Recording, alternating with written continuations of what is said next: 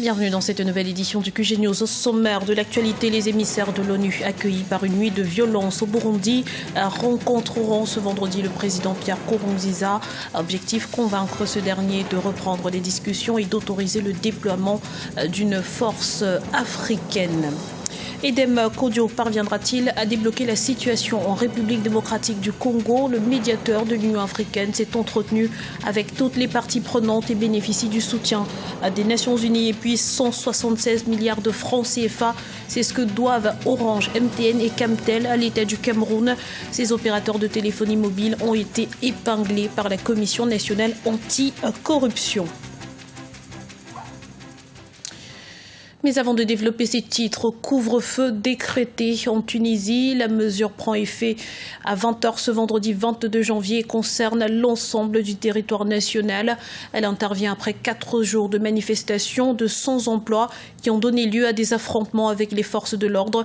Depuis le début de la semaine, un mouvement de contestation sociale parti de la région défavorisée de Kasserine s'est en effet propagé à d'autres départements, faisant craindre pour la sécurité du pays. Une délégation du Conseil de sécurité des Nations Unies est arrivée ce jeudi au Burundi. Objectif, tenter de relancer le dialogue entre pouvoir et opposition au point mort depuis plusieurs semaines. Le président de la République, Pierre Nkurunziza, a reçu ce vendredi cette délégation. Zahra Mohamed Moutio. Nouvelle mission de médiation de l'ONU au Burundi. Une délégation de 33 personnes est arrivée ce jeudi à Bujumbura. Le Conseil de sécurité espère persuader le président Pierre Nkurunziza, dont le 3e mandat controversé est à l'origine de la crise, d'accepter la proposition de l'Union africaine de déployer une force de maintien de la paix de 500 000 hommes. La délégation qui vient prendre le pouls de la situation au Burundi, ce qui permettra, nous donnera l'occasion de pouvoir l'exprimer sur une série de déclarations qui ont été faites par le Conseil de sécurité, qui n'ont pas toujours malheureusement reflété la réalité sur le terrain. C'est la seconde fois en moins d'1 an que le Conseil de sécurité des Nations Unies sera en visite à Bujumbura, mais cette fois le contexte a profondément changé. D'abord, les différentes instances de l'ONU ont tour à tour tiré la sonnette d'alarme. Ensuite, l'organisation fait face à l'échec des institutions régionales. En effet, la médiation ougandaise n'a pas été concluante à la rencontre symbolique d'Entebbe le 28 décembre 2015. L'ONU va constater les positions des uns et des autres, les disponibilités des uns et des autres, les approches des uns et des autres. Et pourra tirer après ces conclusions et prendre bien sûr des décisions au niveau justement des instances avisées des Nations Unies qui aillent beaucoup plus dans le sens à ramener les uns et les autres vers la voie de la paix. Et le gouvernement actuel, sa responsabilité n'est pas de refuser. Parce que ce n'est pas le refus qui résout les problèmes. C'est beaucoup plus comme tout le monde l'y invite, s'inscrire dans le dialogue. Si le gouvernement refuse d'entrer dans la logique de sa négociation, ça voudra dire qu'il aura opté uniquement pour la voie de la violence et contre donc ceux qui sont face à lui de ne voir d'autres démarches que la violence. À ce moment-là, en tant que gouvernement, il portera de graves responsabilités que chacun doit constater et inscrire, comme j'allais dire, des actes d'accusation de ce gouvernement comme ayant été à la base du blocage, de la voie que tout le monde préconisait pour résoudre la crise. Les violences au Burundi ont fait plus de 400 victimes et contraint à l'exil plus de 200 000 personnes. La diplomatie internationale se heurte au refus du chef de l'État burundais. Toutefois, cette rencontre souhaitée par les Nations Unies a été acceptée par le gouvernement. Mais dans ce contexte délicat, la mission s'annonce périlleuse. Malgré sa dissolution, le régiment de sécurité présidentielle ne semble pas hors d'état de nuire. Un dépôt d'armes et de munitions de l'armée burkinabé près de Ouagadougou a été attaqué ce vendredi par d'anciens membres présumés de cette unité à l'origine du coup d'État manqué de septembre 2015. Selon plusieurs sources locales, ils planifiaient d'attaquer des casernes afin de profiter du chaos pour libérer les putschistes, dont le général Gilbert Diendéré. Notons que cette incursion, qui n'a fait aucune victime, survient alors que Ouagadougou a récemment été la cible d'un attentat djihadiste qui a fait au moins 30 morts. Edem Kodjo, optimiste quant à la tenue d'un dialogue dans les plus brefs délais en République démocratique du Congo. L'envoyé spécial de l'Union africaine s'est entretenu avec le président Joseph Kabila, des représentants de la société civile, des partis politiques et des institutions. Une mission saluée et soutenue par les Nations Unies. Reportage de notre correspondant au Congo, Jacques Amboka. L'envoyé spécial de la présidente de l'Union africaine en RD Congo, Eden Kodjo, bénéficie du soutien de la mission des Nations Unies au Congo. Pour la MONUSCO, Eden Kodjo poursuit le travail commencé il y a quelques semaines par Saïd Djinit, l'envoyé spécial du secrétaire général des Nations Unies. Nous pouvons dire, effectivement, confirmer cela, cet appui, ce soutien donc des Nations Unies et notamment de la communauté internationale ne feront pas défaut à M. Kodjo.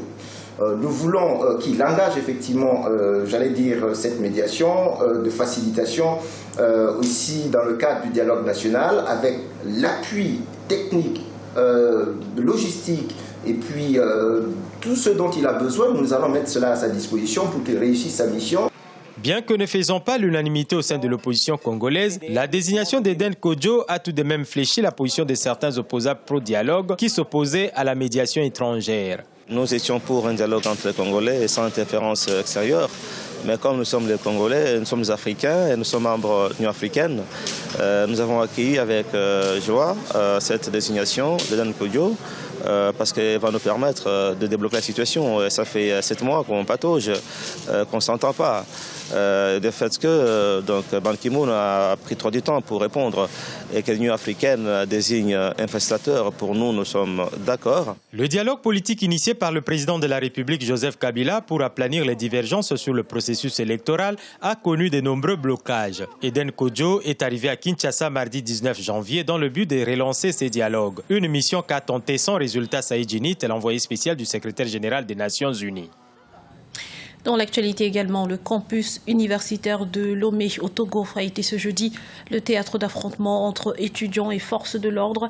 Une manifestation estudiantine interdite par les autorités a en effet dégénéré, faisant 5 blessés du côté des étudiants, dont 2 grièvement. Du côté des forces de l'ordre, 3 policiers seraient blessés et une voiture de gendarmerie a été incendiée. Le ministre de l'Enseignement supérieur et de la Recherche, Octave Nikoué, a lancé un appel au calme. MTN, Camtel et Orange indexés par la Commission nationale anticorruption du Cameroun. Ces opérateurs de téléphonie mobile doivent verser 176 milliards de francs CFA à l'État pour irrégularité et non-paiement de certaines taxes et redevances. Explication dans ce reportage de notre correspondant Chérif Ousmane Barnoukan. La CONAC, la Commission nationale anticorruption, vient d'épingler 3 sociétés de téléphonie mobile au Cameroun. Selon cette institution, la Cameroun Telecommunication, Camtel, Orange Cameroun et MTN Cameroun doivent reverser à l'État camerounais une somme de plus de 170 milliards 548 millions de francs CFA. C'est ce qui ressort du rapport de la mission de contrôle des sociétés de téléphonie mobile effectué du 13 au 21 janvier 2015 sous la direction de Garga Amanadi. Ce rapport, rendu public ce mardi à Yaoundé, relève plusieurs dysfonctionnements. Il s'agit entre autres de l'exercice de la téléphonie mobile sans concession, de l'exploitation de certains services sans autorisation et du non-paiement de plusieurs taxes. Certains ne payent pas les impôts, certains ne payent pas les taxes et il y a des taxes de différentes sortes. Les impôts sur les bénéfices, ça, il y a 2 sociétés qui sont à jour. Mais la taxe, par exemple, sur les jeux de hasard, qui est de 16,5% à appliquer sur les chiffres d'affaires réalisés sur les jeux de hasard par chacune des sociétés, cette taxe, personne ne l'a jamais payée. Dans le but d'assainir le secteur de la téléphonie mobile au Cameroun, la CONAC recommande à l'Agence de régulation des télécommunications et au ministère des Postes et Télécommunications de jouer pleinement leur rôle. La CONAC souhaite également que toutes les entreprises de téléphonie mobile se conforment à tous les textes législatifs et réglementaires en vigueur au Cameroun. Sur le plan de la sécurité, vous connaissez le problème de la cybernétique. Pour qu'on repère qui a fait quoi à travers la téléphonie mobile, à travers la cybernétique, il faut identifier tous les abonnés. Et une identification authentique et non de complaisance. Ensuite, nous avons demandé à l'ART, qui est l'agence de régulation de télécommunications, de faire son travail. Parce que si ces gens-là ne payent pas, c'est que l'ART ne leur court pas après. Allez chercher pourquoi. Je n'accuse personne, mais je suspecte tout le monde. Certains responsables des sociétés indexées ont pris acte des irrégularités constatées par la CONAC. Ils se sont engagés en outre à œuvrer à la complète mise en œuvre des recommandations faites. D'autres, par contre, ont rejeté le rapport de la CONAC, estimant qu'ils n'ont jamais été impliqués dans des faits de corruption dans la conduite de leurs activités. MTN Cameroun, par exemple, a affirmé dans un communiqué avoir toujours traité avec l'État du Cameroun de manière transparente et en conformité avec les lois du pays.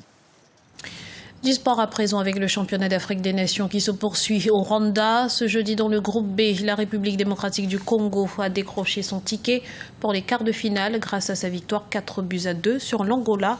De son côté, le Cameroun est resté sur sa faim en concédant le nul face à l'Éthiopie. Score final 0 but partout. Et la compétition se poursuit ce vendredi avec les retrouvailles du groupe C. La Tunisie affrontera le Nigeria et le Niger défiera la Guinée. Notons qu'avec 3 points, c'est le Nigeria qui est actuellement en tête de ce groupe. C'était le journal de la rédaction. Nous vous remercions pour votre fidélité. Retrouvez dans un instant une nouvelle édition de l'actualité sur Africa 24.